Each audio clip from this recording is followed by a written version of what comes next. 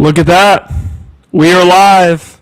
We are live here on a Tuesday night. What is the date here? It is July 28th, 2026.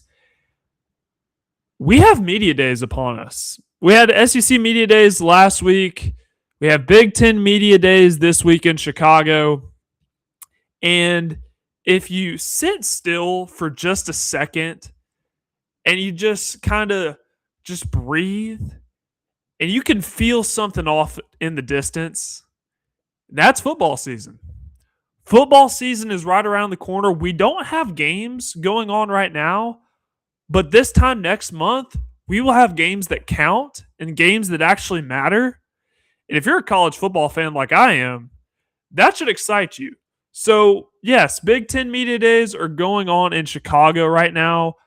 I was telling this when I made a radio appearance earlier today on the Chase and Big Joe show here at 102.5 The Game, and I told him I'm not sure if I should feel slighted because last week there weren't any live shows. I was on vacation. I was in Chicago.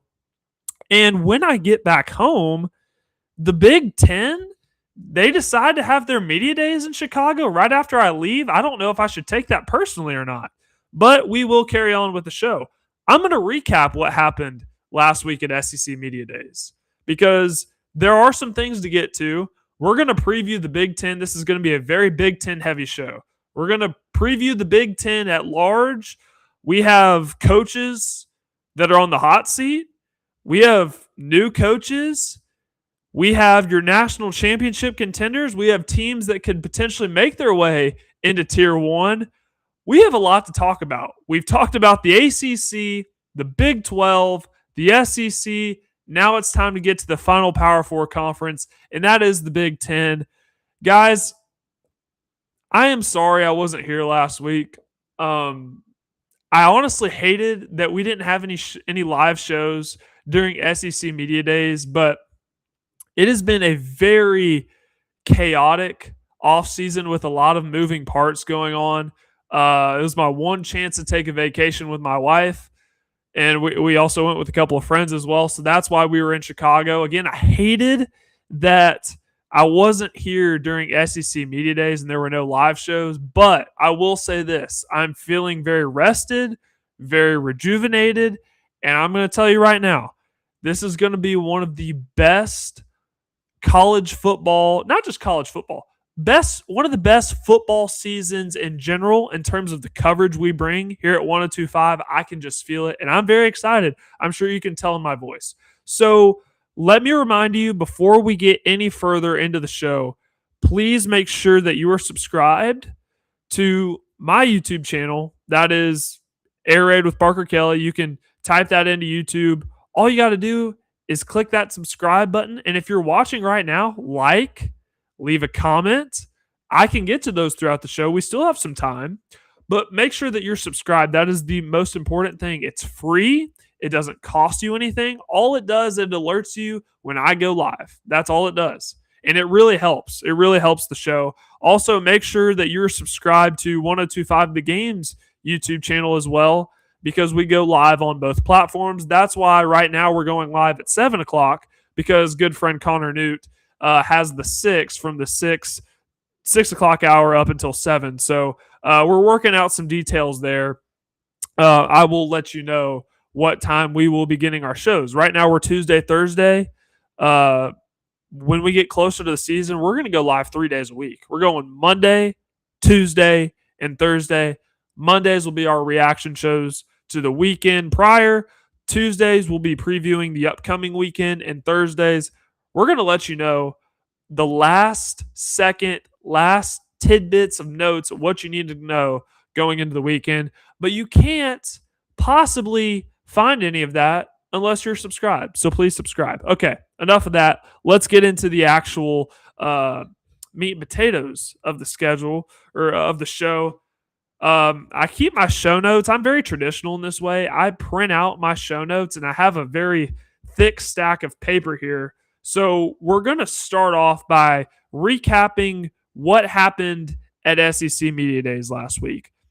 I had conversations with people. I really feel like it was a more tame year for SEC Media Days than what we've seen in the past. So that can be good or bad depending on how you take it. I know a lot of you like the drama. The year Nick Saban went at it with Jimbo Fisher when he was at Texas A&M, that was a fun year. I thought there might be a little bit more spice, a little bit more buzz, considering Lane Kiffin and Ole Miss and LSU and the new coaches. I thought there might be a little bit more spice than there was, but it was pretty tame compared to previous years. So there was a little bit of drama, right? Lane Kiffin did speak the final day at SEC Media Days. I believe that was Thursday. He was the first person to go to the podium on day 4. Whoever trained him, whoever his PR rep was at LSU, they trained him very well. The way it works is coaches have a certain amount of time that they are at the podium.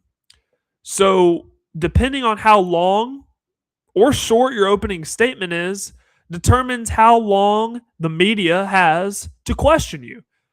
Lane Kiffin did a great job of filibustering. A great job. He filled up a lot of his podium time with his opening statement. When he was done, I've heard from people that were in the room, they've never seen as many hands go up so fast to ask Lane Kiffin a question as they did after he was done with his opening statement. There wasn't a lot of time, and you could only imagine what things came up in those questions that he was asked.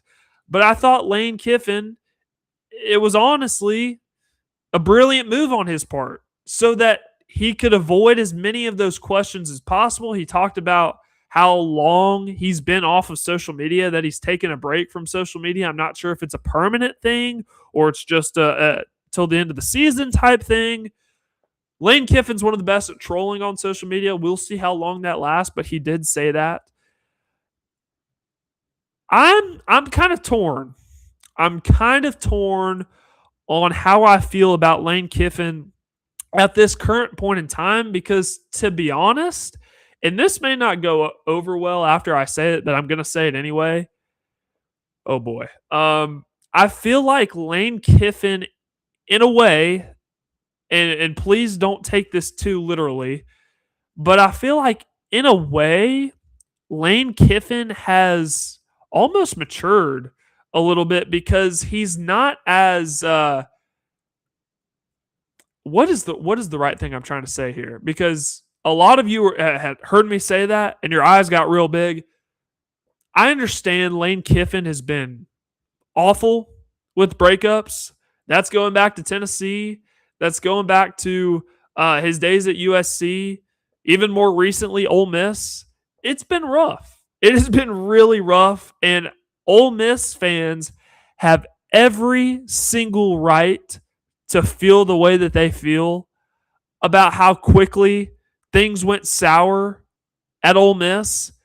Pete Golding was telling a bunch of his players, I believe it was Trinidad Chambliss and Kejuan Lacey, after Lane Kiffin had decided that he was going to take the LSU job, Pete Golding told those guys, the same people that were ready to build a statue of Lane Kiffin are now not willing to take a piss on him if he was on fire.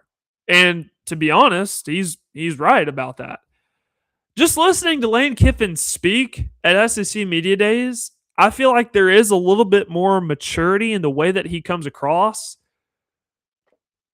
The way things went down at LSU, or when he left Ole Miss, I understand. I understand the outrage. I totally understand. Lane Kiffin's a very complicated person. I think we can all agree on that. So Pete Golding also spoke at SEC Media Days. By the way, applaud the SEC for not putting Ole Miss and LSU on the same day. Pete Golding actually spoke to the media beforehand, so he spoke on that Wednesday. And you could tell when you were listening to Pete Golding talk, I don't know how long it was. It might have been 12, 13 minutes. You could tell that, like, okay, he was trained. His PR person got him right. He was saying all the right things. He wasn't He wasn't completely going after Lane Kiffin, and then a switch flipped, and Pete Golding just completely unfiltered. It made me like Pete Golding more than I already did because I love seeing that side of coaches. Like I loved seeing John Sumrall. It was hilarious to me the amount of people that were willing to arrest John Sumrall after what he said about when that reporter's phone went off, and John Sumrall saying, if we were in a team meeting right now, I would kick you out. And I want to throw this podium right now. It was hilarious to me, the amount of people that were so outraged by that. But from the sounds of it, the people that were in the room, they thought it was hilarious. And that's just John Sumrall being John Sumrall. If you've ever listened to him talk in an interview, John Sumrall is a straight up football guy. There's no sugarcoating. He's going to tell it how it is. I thought it was hilarious. I didn't get the outrage on that. So I love John Sumrall. I love John Sumrall. I'd love to get the chance to talk to him someday. The Will Stein comments too about why he thinks Kentucky is ready to win. The because of me comments. That clip was, you see that headline posted on, Instagram, X, Twitter, whatever you call it. That got so taken out of context because if you go and you listen to the actual clip, he kind of built up to what he was saying. It's not like he just came flat out and said, Kentucky's going to win because of me. He kind of worked his way up to, well, I believe that they're going to win because of me. The way he said it, there was a sense of humility in his voice. And to be honest, I understand where he's coming from. You guys have heard me talk about Kentucky. You've heard me talk about Will Stein. You know how high I am on him as a coach, what I think he can get done in this era of college football. I had the take that I thought Kentucky would be a playoff contender in the next 3 to 4 years. I still stand by that. And I think a lot more people who were at SEC Media Days, some of them came around. They're like, okay, I can get behind this Will Stein guy. And if I'm being honest, this is the only era that Will Stein knows as a head coach. The NIL, the transfer portal era. Mark Stoops was by far the most successful coach Kentucky has ever had. And he was the longest tenured coach in the SEC for a while. But the way Mark Stoops came up in this profession versus how Will Stein is coming up in this profession, the NIL, the transfer portal era, is the only era Will Stein knows. So I think that he's going to have success in it. I really do. Now, I want to get back to how SEC Media Days really kicked off. And that was Greg Sankey. Greg Sankey had an opening statement. I highly encourage you to listen to it if you haven't already. He talked about ratings, the SEC. He threw around some numbers that I knew the SEC was very popular, especially in this portion of the country where we are in Nashville, Tennessee. I didn't know some of the numbers that Greg Sankey threw out. I could have guessed that the SEC is the second most watched sect of football right behind the NFL. But he threw out this number and it made me go, whoa. So on average, an SEC game in person gets about 80,000 in attendance, which is the highest attended sporting event in the world. So Greg Sankey threw out that number and it just, whoa, that made my eyes get really big. So I thought that was pretty cool. He talked about the ratings. He talked about this Senate bill, right? The Protecting College Sports Act with Senator Ted Cruz and Maria Cantwell, this bipartisan bill. I'm not going to try to bore you with the legislation. All you need to know is a bipartisan bill is a really big deal, especially nowadays. There's not a lot of agreement on either side. They came together. They're working on this bill. The news came out, I think, last week that it was not going to be passed this summer. Now, that doesn't mean that it's not going to be passed in the near future. I have been on the record of saying I think that this bill is going to pass. It's just not going to happen this summer. The SEC and the Big Ten have been working with them on, Greg Sankey, Tony Batiti, working with the senators on making some adjustments to this bill. And Tony Batiti spoke at Big Ten Media Days today, and he addressed some of the same things that Greg Sankey talked about. He didn't talk about it as long, but he talked about, the pooling of media rights. That is something that's been proposed in this bill, which I am for. I am for the pooling of media rights. That's how the NFL does it. I think that's how you maximize revenue to each team, is by pooling the media rights. The SEC and the Big Ten are not on board with that.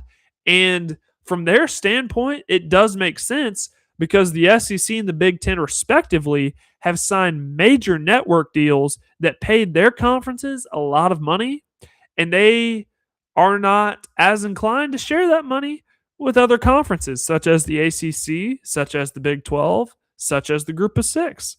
So from their standpoint, I understand where they're coming from on that. Me personally, as someone who's not just a fan of the SEC, not just a fan of the Big Ten, but a fan of college football in general, I'd like to see the pooling of media rights because I believe that benefits the whole sport.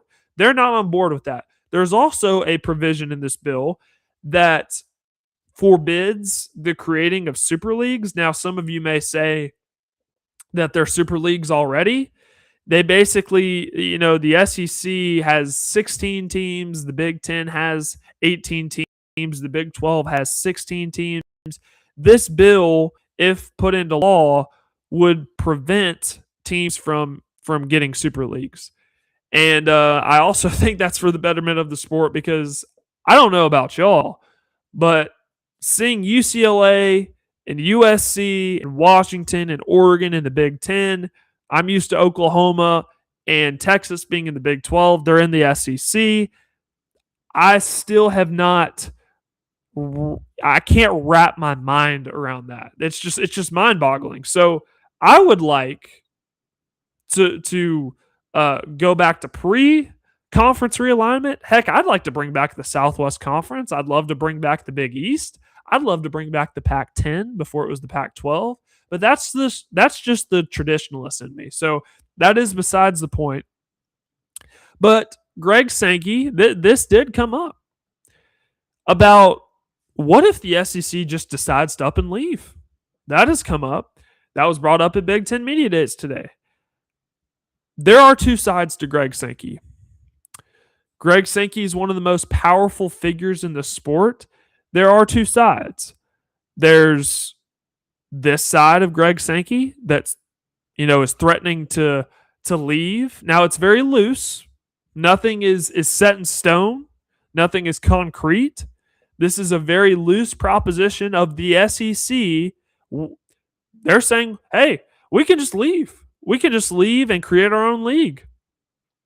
And there's the side of Greg Sankey that's very calculated in his approach, very smart in how he goes about things, very smart in about how he markets his conference, the Southeastern Conference. So Greg Sankey is viewed as a villain, I think, outside of SEC circles and sometimes within SEC circles. Greg Sankey can have a bad rap, but I really do think there are two sides to what Greg Sankey is saying here. Now, I'm going to go back to that side that I was talking about of Greg Sankey. Very calculated in his approach, very smart, is not going to do anything rash. If there are no concrete plans, if there's nothing set in stone on what this would look like, Greg Sankey's not going to do it. There has to be a plan. But when you have guys like Kirby Smart, the head coach at Georgia, who have been on the record multiple times of saying, hey, I've been talking about this for a while. It makes you wonder. I used to believe that this was just a scare tactic to scare the rest of the country. Like, hey, if you don't do what we want, we're just going to leave. I no longer think it's a scare tactic. I think it is very legit. I'm not going to pretend like I sit here and know how it works. I would not be a fan of it. I do think the SEC would get viewership if they were to create their own league, but it wouldn't be good for the overall health of college football. I'd also be interested to know if the SEC would work with the Big Ten, because part of the appeal of college football, at least part of the appeal to me, is those big time non conference matchups. Your Ohio State at Texas, week 2. Your Michigan hosting Oklahoma, also in week 2. Clemson and LSU in week 1. I know Clemson's not in the Big Ten, but you get the point. Part of the appeal of college football is those big time non conference games. If the SEC were to separate, it doesn't seem like they'd be doing that.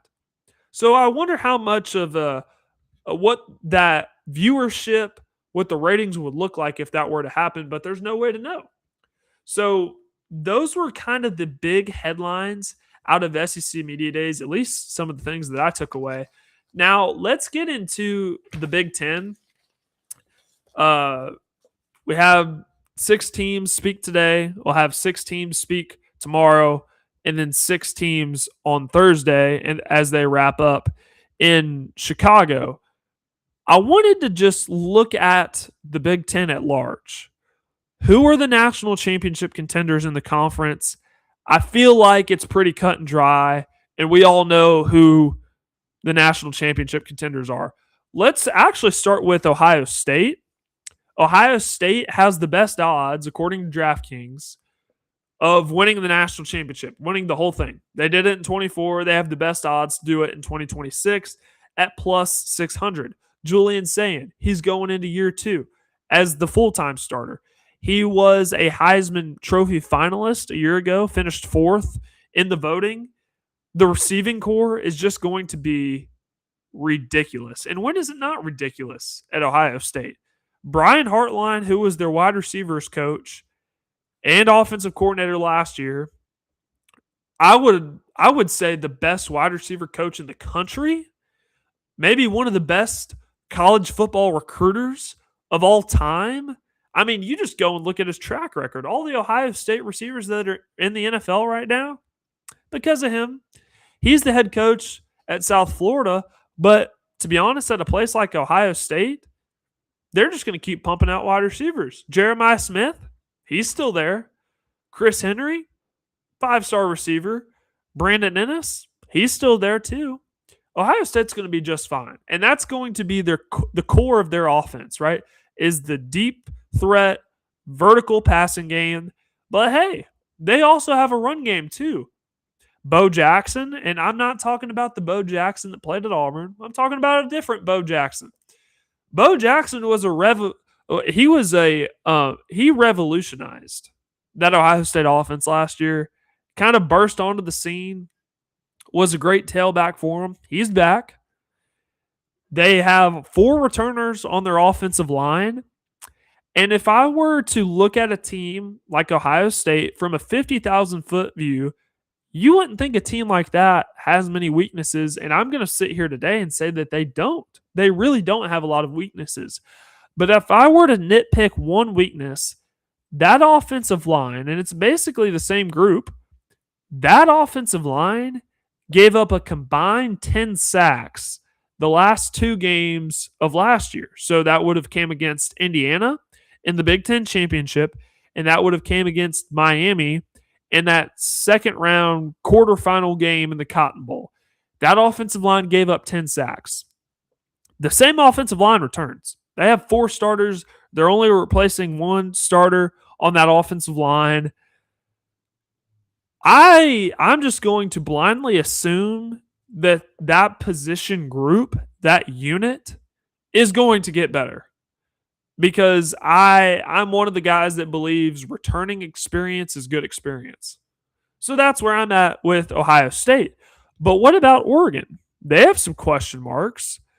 Dante Moore, he returns for another year as the starting quarterback after turning down the NFL draft. Not calling Dante Moore a question mark. We all know how good Dante Moore is. He was projected to be the 2nd overall pick after Fernando Mendoza. But then he decided to come back to school, which, to be honest, I thought was a good decision by him. Can he rise? can he bring up his play? Can he bring it up a notch? When Oregon gets to those big primetime games, when the spotlight is on him, can Dante Moore thrive? That's one of the question marks that I have for Oregon. Also, they're replacing both coordinators. Will Stein is at Kentucky. Tosh Lupoy, who's their defensive coordinator, is now the head coach at Cal. So they're replacing both of their offensive and defensive coordinators.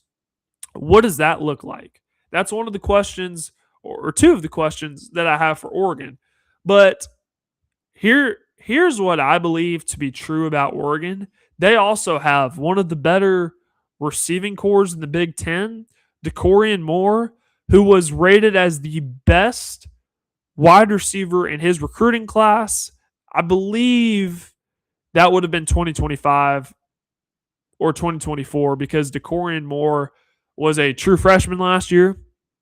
What about Evan Stewart? Do you guys remember that name, Evan Stewart? He was at Texas A&M, another five-star guy. He was at Texas A&M. He missed all of last year with injury. He returns for another year in college.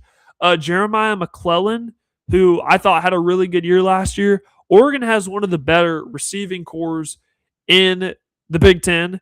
Their offensive line is really good. They returned their center. They call him Poncho, a preseason Big Ten guy. Might even be an All-American by the time it's said and done. He was a finalist for the Remington Trophy, which is awarded to the best center in the country. So I trust the offensive line. I think their defensive line can not only be the best in college or in the Big Ten, but in college football. Mateo Uyungale is going to lead that unit. He's the younger brother of DJ. He's a guy that very well has the potential to be a first-round draft pick next year. One of the guys that I look at this roster, and one of the guys that I circle, is a guy by the name of Coy Parrish, who was a safety transfer from Minnesota. This is a guy that flirted with playing both ways last year for the Golden Gophers. He was one of the consensus top prospects in the transfer portal. He's now at Oregon. He replaces Dylan Thieneman, who is now a member of the Chicago Bears, a first-round draft pick at safety. Oregon is going to be lethal on the defensive side of the ball, especially under Dan Lanning, who is a defensive guy. That is how I feel about Oregon. They are absolutely a national championship contender, but how do they look when the lights are at their brightest? Oregon has struggled with that in the past. So we'll see how it looks this year. They certainly have good odds at plus. It's plus 750, I believe, according to DraftKings. So it's tied for third in the country. And Indiana, they're coming off a magical season. 16-0, national champs, Big Ten champs, accomplished about everything in the book, had a Heisman Trophy winner at quarterback, had first-round draft picks. I mean, the draft was just littered with Indiana guys all over the place. Rounds 1 through 7. Can they replicate what they did in 2025? They have the fifth best odds to do so at plus 800. Josh Hoover, who is their quarterback, he struggled with turnovers when he was at TCU. Last season, he had 5 games of 2+ interceptions. That has been a bugaboo for Josh Hoover. Here's the thing, though. Curt Cignetti has said that they have everything they need at quarterback. And when Curt Cignetti says something like that, you'd be a fool to not believe it. Because Curt Cignetti has talked the talk and he's walked the walk. He did the unthinkable. Before last season, Indiana was the second all-time losingest program in the history of college football, and he did something that should not be able to be done in the Hoosier State. 16-0, national champs. He was just proving everybody wrong, including me. Hand up. I'm never doubting Curt Cignetti again. I've made that mistake once. I made it twice. I made it 3 times. Not doing it anymore. So those are your national championship contenders in the Big Ten. But who can climb into Tier 1? I say USC. I say Michigan is a candidate. I might even say Washington. I'd be interested to know for those of you that are listening, if you think any other teams in the Big Ten can potentially climb into Tier 1, I doubt there are that many, because just given how top heavy the Big Ten is, there probably aren't that many teams that you think could climb into Tier 1. But there was a guy that was coming at me on Twitter, and he was saying, well, didn't Michigan just come off of national championship in 2023? They did. But since that point, Jim Harbaugh is no longer in the college ranks. He's on the Los Angeles Chargers. He's coaching the Los Angeles Chargers. Their next guy, Sharon Moore, that was just an unfortunate situation. They do have a new head coach in Kyle Whittingham, who I'm actually going to talk about in just a little bit. So I'm going to put a pin in that conversation and come back to it. But Michigan, as it stands right now, in the last 2 years, has firmly been in Tier 2 of the Big Ten. Now, they have the potential to climb into Tier 1, absolutely. We got to see how Bryce Underwood looks this year. But I absolutely do believe that they can do so. So, I'm not going to talk about Kyle Whittingham right now, but I'm going to talk about something that is very important with Michigan and will determine their success, not just this year, but moving forward. And that's Bryce Underwood, their quarterback, who started as a true freshman last year. He has to take a leap. He has to take a leap this year. Kyle Whittingham brought over his offensive coordinator from Utah in Jason Beck. Jason Beck has a phenomenal track record as an offensive coordinator. 2 years ago, he was the offensive coordinator at New Mexico. They went from having the 44th ranked offense in 2023 to 4th in 2024. Then he went to Utah in 2025. Utah went from having the 115th ranked offense in 2024 to 4th. They jumped up, quick math on the air, 111 spots in the span of 1 year. Large part of that is because of Jason Beck. Now he goes to Michigan. Now he's tasked with getting the absolute most out of a 5-star. Some recruiting services had him as the number 1 overall prospect in the class, and Bryce Underwood. Clearly, all the talent is there. Now it's up to guys like Jason Beck and Kyle Whittingham to get the most out of him. So Michigan is one of those teams that can climb into Tier 1.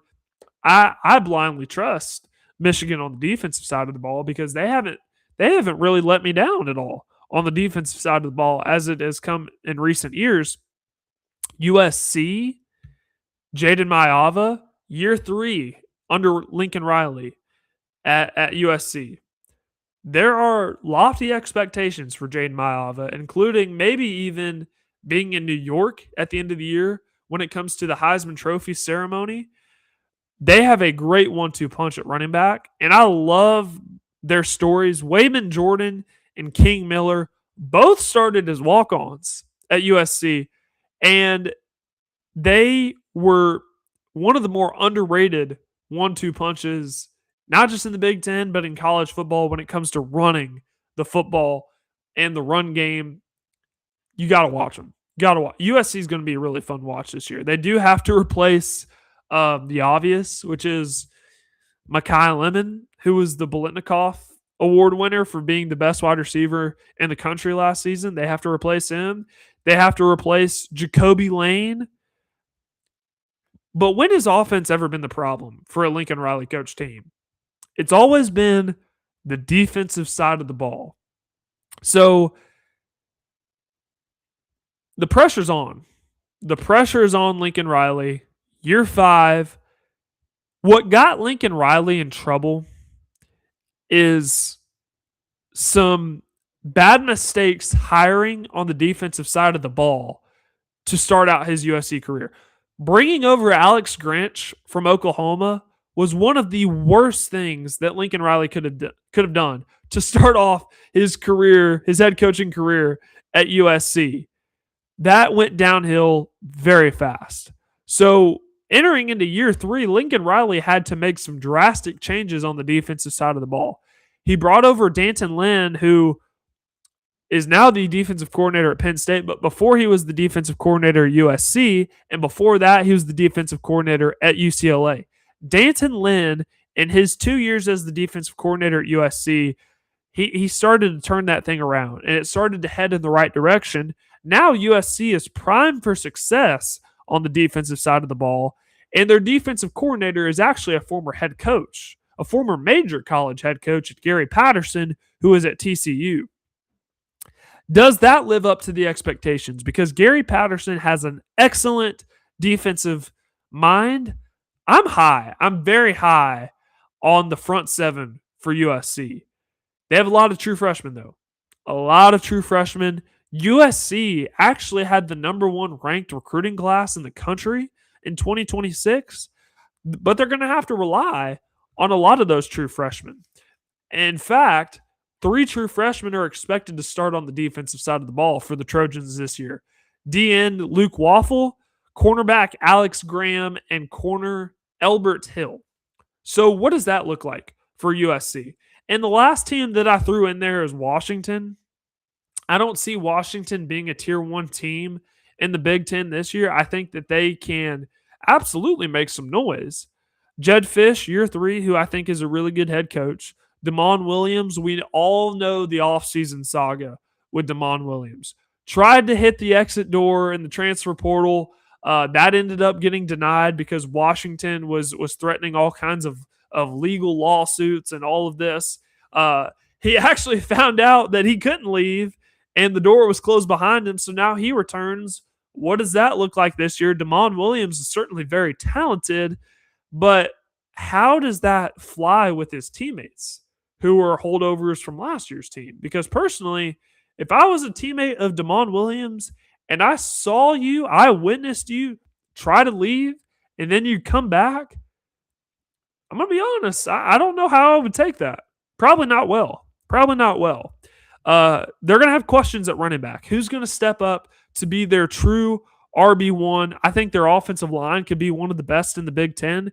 The truth is Washington could start the season 5-0, but then that's when their schedule starts to get tough because they're at USC. They host Iowa. They're at Nebraska. They have Penn State in there. They have Indiana in there.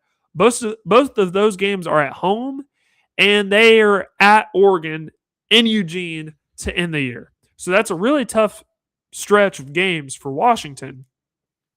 But again, schedules are not teams.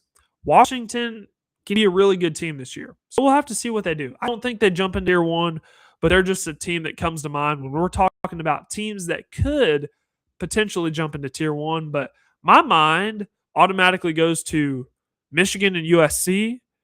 My heart and my gut, they tell me USC. I put out a poll on Twitter right before we got on the air. Which team is more likely to jump into tier 1 of the Big Ten? I put USC, I put Michigan, I put both or neither. I probably should have put an other option as well, but 56% of you voted Michigan. So it seems like, at least from this poll, the general public thinks it's going to be Michigan. And that may be the truth. I really am high on the Jason Beck and Bryce Underwood pairing.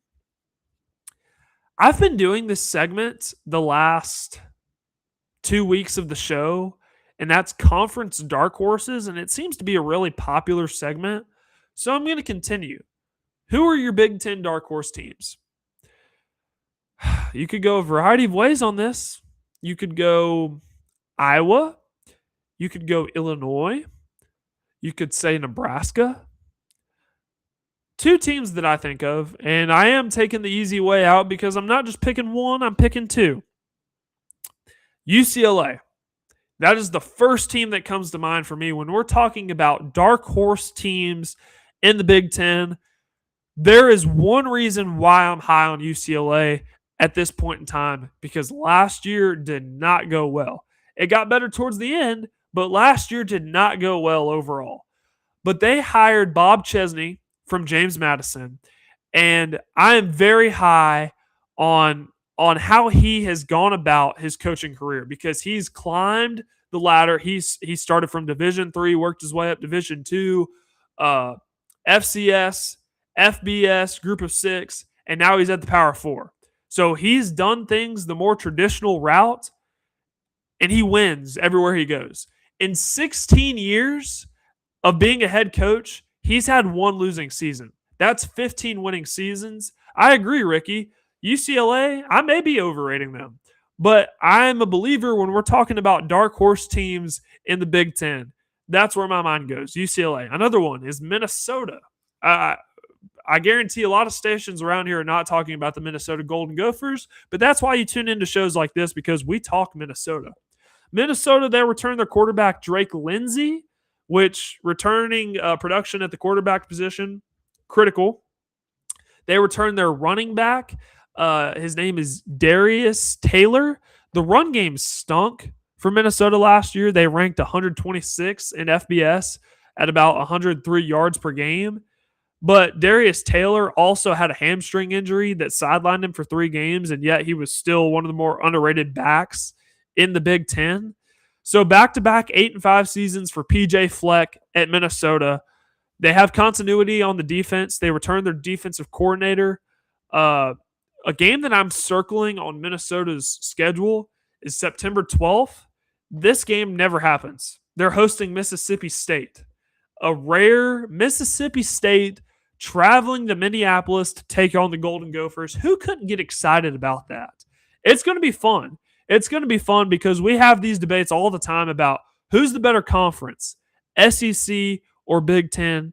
I believe there has to be some sort of nuance involved with that conversation, because if we're talking about national championships, if we're talking about teams at the top of the conference that are capable of winning a national championship, it's obviously the Big Ten. They have the last 3 national championship winners.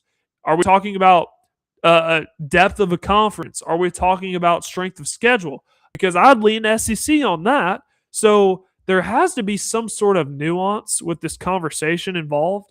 But when people throw out bowl games to me, like Illinois beating Tennessee in the Music City Bowl, or Iowa beating Vanderbilt on New Year's Eve in the ReliaQuest Bowl, when people throw out those bowl games to me, I don't put any stock into that, because for some sort of reason, people are throwing around the term meaningless bowl game, and there are opt-outs, and neither team is at full strength, and teams, meaningless bowl games, that's thrown around all the time. Well, I come back with, what did that look like in the regular season? And here's what I mean. We're getting an SEC versus Big Ten matchup. We're getting several of them. Oklahoma is going to play at Michigan. Ohio State is going to play at Texas. There are matchups of Big Ten teams playing SEC teams. This is one of them. Mississippi State is regarded as one of the worst teams in the SEC towards the bottom of the conference. Minnesota is kind of middle of the pack. If this is a close game, don't you think that provides a little bit more context into which conference is better if we're getting matchups like this? I think it does. Because if Mississippi State goes on the road and beats Minnesota and Minneapolis, that has to account for something in terms of that debate. So that's a game that I'm circling on the calendar that I'm really excited about. I did want to talk about the new coaches in the Big Ten, and this is where I'm going to talk about Kyle Whittingham, because Michigan crushed it with this hire. This is a time when Michigan needs stability the most, right? The whole Connor Stallions sign stealing, the whole Sharon Moore thing, the Ward Manuel deal, him stepping down as the athletic director at the end of the year. The news came out today. It was either today or yesterday about the buyout. Michigan needs stability now more than ever. I believe Kyle Whittingham, he is older, but I don't view him as a bridge. I don't view him as a bridge coach. I view it as Michigan going outside of the Michigan circle, right? This isn't your typical Michigan man, but it's a guy that not only is new blood, but he's a proven winner. He's a really good dude. If you've listened to interviews with him, you know Kyle Whittingham is a really good guy. And he did more with less. Kyle Whittingham has a track record of developing guys who are maybe lower star rated coming out of high school and developing them. Now he gets to go to Michigan where resources are basically unlimited. He's got 5 stars, he's got 4 stars walking around all over the place. I'm interested to see what that looks like because he developed guys at Utah. Not saying that he doesn't have to develop guys at Michigan, he absolutely does. But what is the conversation of developing a 5-star versus developing a 3-star? If you get where I'm going with that, I'm just interested to see how that looks. I believe it'll work. I absolutely do believe it'll work. But Kyle Whittingham has a history of running the football as well and having good defenses, which also fits the Michigan mold. But again, I'm going to go back to who he's brought in as his coordinators. Jay Hill, who he plucked from BYU. BYU had a great defense last year. He's going to be running the show on the defensive side of the ball at Michigan. And Jason Beck, the offensive coordinator who I just talked about, getting to work with Bryce Underwood. I'm very excited to see how that works. Michigan State, literally staying in the state of Michigan. Pat Fitzgerald. This one kind of hits close to home because in college I had an internship with Northwestern. And this was around the time that hazing incident happened within the football program at Northwestern. Pat Fitzgerald was originally put on leave for a couple of weeks, and then the news came out that they were just up and firing him. So Pat Fitzgerald has had some time off, and it later came out, it was later revealed, and this was a while ago when it was, that he actually didn't know about the hazing and he was wrongfully fired. And now he gets another chance in the Big Ten nonetheless. He won a lot of games at Northwestern. That's not an easy thing to do. He won a lot of games at Northwestern. I think there were like 3 10-win seasons in there. Here's what I'm most excited about for Pat Fitzgerald at Michigan State, because there's going to be a lot of work. There's going to be a lot of work to get that program turned around. Michigan State needs some sort of stability as well. Not only have they had a lot of churn within their football program, going back to Mel Tucker and Jonathan Smith getting fired, there's churn in the athletic department in general. They need some sort of stability. So Pat Fitzgerald has had some time off to kind of reflect on this new landscape that we're in and to kind of learn how it all works. Recruiting, it's different. Not only in high school, but now you have to recruit the portal as well. NIL, raising money for your football program. That's all new to him as well. He came up a different way of doing things, and now he's entering into a completely different world. But he had that time off to be able to learn how that works, and he seems fired up, refreshed, rejuvenated, ready to attack this thing head on. I'm optimistic. I'm excited. I honestly hope it works out because I love Pat Fitzgerald, and it would be great to see him have some success at a different school. Penn State. I thought Penn State probably had the best head coaching hire of this cycle, specifically in the Big Ten. There are only 4 new head coaches in the Big Ten. Kyle Whittingham, Pat Fitzgerald, Matt Campbell, and Bob Chesney. I thought Penn State had the best of them all. So Matt Campbell comes over from Iowa State. And let me just read you some of the things that he accomplished at Iowa State. And before I do, let me ask the question, when you think of Iowa State football, what comes to your mind? Because Iowa State is not your traditional blue blood in college football. But here's what Matt Campbell was able to accomplish while he was the leader of the Cyclones. He won 72 games. He made 8 bowl appearances, and he finished ranked in the top 15 twice. It was the golden era of Iowa State football. And not only that, he finished above 500 in the Big 12 in conference play 8 times. Before Matt Campbell, Iowa State had only finished above 500 in Big 12 play or in conference play twice. And Matt Campbell did it 8 times. Matt Campbell has had NFL opportunities for, it seems like, the last 4 or 5 cycles. He's turned them down. This is a guy who was patient. He was willing to wait on the right opportunity. I thought Penn State really should have targeted him all along. They waited. They dragged their feet a little bit, and it ended up working out because Matt Campbell fell right in their lap. So Matt Campbell and Penn State, he brought over 24 of his guys from Iowa State. 24 transfers, 12 of them are projected starters.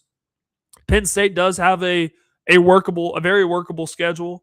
So to sit here as of July 28th and say, I could see Penn State going 9-3, max probably 10-2. I don't think that's out of the realm of possibility. And lastly, UCLA and Bob Chesney. I already talked about that, where UCLA being my dark horse because of Bob Chesney and what he's been able to do, leading James Madison to the college football playoff last year. I'm about as high on the guy as you can get. I love Bob Chesney. Very optimistic about the direction of that program. Also has some work to do, as of really all these guys do. So those are your new coaches in the Big Ten, only 4 of them. So we're going to wrap up the show on this. Coaches on the hot seat. And I have a pretty lengthy list here. Coaches on the hot seat. Let's start in Maryland. Mike Locksley. He's entering year 8 as the head coach of the Terrapins. Back-to-back 4-8 seasons. That won't roll over well. Really, when you're in one of the 2 major conferences in college football, that's not going to roll over well. Overall record, 37-49. It's rough. It's rough. There are a couple of bright spots, though, if we're trying to be optimistic. Quarterback Malik Washington, who was a true freshman last year, was really good. I really enjoyed watching him. He returns for his sophomore season, did not enter the transfer portal. I don't know how this happened, but Maryland got one of the best recruits in this last cycle in 5-star defensive end Zion Ely. He's the highest ranked recruit in Maryland school history. And knowing that Mike Locksley is on the hot seat, it's either win this year or get fired. Knowing all that, still decided to commit to Maryland. So those are a couple of bright spots if we're trying to look on the bright side here for Maryland. Nebraska, Matt Rule, I don't think you can put him on the hot seat. And here's why I say that. I don't think you can put Matt Rule on the hot seat at Nebraska, despite the back-to-back 7-6 seasons, which if you're entering year 3 and you've had no better than a 7-6 season at Nebraska, that typically doesn't fly with the fan base, especially considering what we've talked about before, the year 3 Matt Rule, where going back to his days at Temple, going back to his days at Baylor, in year 3, typically those teams have had success. Well, I had higher expectations for Nebraska last year than what they were able to accomplish. What does that look like in year 4? Remember when Penn State had their head coach opening after they fired James Franklin, they went after Matt Rule.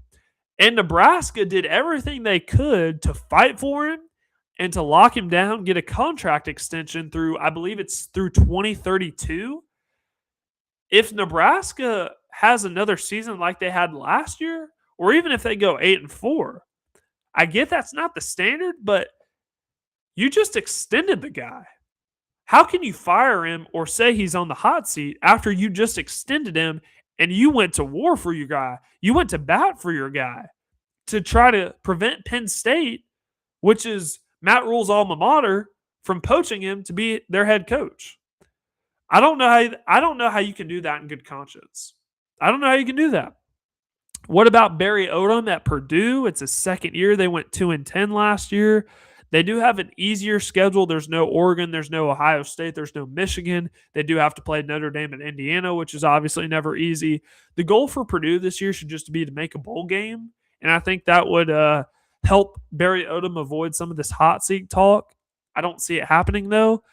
For Rutgers, went 5-7 last year. Greg Schiano, he's 98. He's 99 and 108 overall in 6 seasons at Rutgers. 2 players on this Rutgers team that you need to know. Running back Antoine Raymond, he's a preseason first-team All-Big Ten. and wide receiver KJ Duff, who is a preseason second team All Big Ten. Two of the best players in the country reside in Piscataway, New Jersey, and they're playing for Greg Schiano at Rutgers. They need to turn it around and have a winning record this year, or else I see Greg Schiano getting the USC and Lincoln Riley. I talked about that. The pressure's on. It is playoff or bust for Lincoln Riley at USC this year. I talked about how he made mistakes in hiring on the defensive side of the ball when he first got to USC. He has since then had extra time to fix that. If USC does not make the playoffs with a year 3 quarterback, with the number 1 ranked recruiting class, at least for 2026, if they don't make the playoffs this year, I don't see another way out for Lincoln Riley. I think he's going to get fired if USC does not make the playoffs. And Luke Fickell at Wisconsin. Do you remember when he was the head coach at Cincinnati? And this was back in the 4-team era of the playoff. And they made the playoff and they played Alabama. Those were some really good Cincinnati teams. He is since then, he's entering year 4 at Wisconsin. His best season came in 2023 when they went 7-6. Wisconsin has been absolutely snake bitten at the quarterback position. Doesn't matter who they bring in. It could be Tyler Van Dyke. It could have been Tanner Mordecai, the guy they had last year. I'm blanking on his name. They have been absolutely snake bitten at the quarterback position. They bring in Colton Joseph this year, who was a stud at Old Dominion last year, one of the more highly coveted quarterbacks in the transfer portal. When Luke Fickell got to Wisconsin, Wisconsin has always been a downhill, run the football, really good in the front seven, really good defense. When Luke Fickell got to Wisconsin, he tried to mold the offense, tried to change it up a little bit, tried to develop more of a passing game.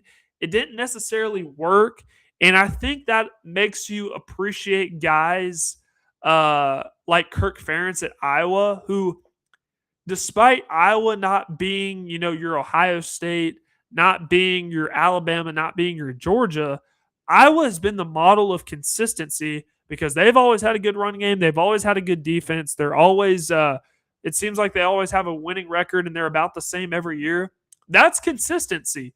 So it makes you appreciate guys like that who they know who they are. They know what their philosophy is. They know where their roots are, and they stick to it, and they're just consistent. Wisconsin, they were a similar way. Luke Fickell tried to change it, and I think it backfired. So in order for Luke Fickell to keep his job at Wisconsin, he almost got fired after last season. A lot of that relies on this guy they brought in from Old Dominion, Colton Joseph. So those are your coaches on the hot seat. I think I had seven names. Or no, I'm sorry, 6 names on this hot seat list. So that's how we're going to wrap up the show tonight. Really appreciate everybody that was listening live. If you haven't already, please make sure that you're subscribed to my channel. You can search The Air Raid with Parker Kelley, and you can subscribe. Really helps us. Really helps us out at the show here and at 102.5 because we want to keep this show free as long as we can, and the more subscriptions, the better. And I've been looking at our July metrics, and they've honestly been a lot better than I thought. The goal was 100 subscribers in the month of July, and we've well eclipsed that mark. We're at 120 right now, and that doesn't happen without you guys. So I really appreciate everybody that's listening live, everybody that's subscribed. If you're not subscribed, just go ahead and double check.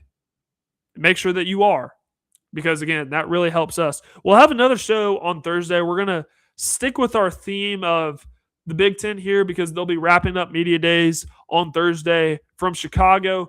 Make it into some other stuff as well, some other headlines around college football. I know there's a lot going on with North Carolina and Mike Lombardi, so we might touch on that as well. Also, biggest games in the Big Ten for 2026. And I just want to do some rankings. It might be head coaches rankings. It might be quarterback rankings. I just want to do some sort of rankings. And who says that we can't do that in July? So that's what the next show is going to look like. Thursday, not sure if we'll be at 6 o'clock or 7 o'clock. That all depends on some formatting issues, but I will make sure to put that out as well. So in the meantime, subscribe, go back, watch the video if you haven't already, like, leave a comment. Talk to you guys on Thursday night. In the meantime, take care and God bless.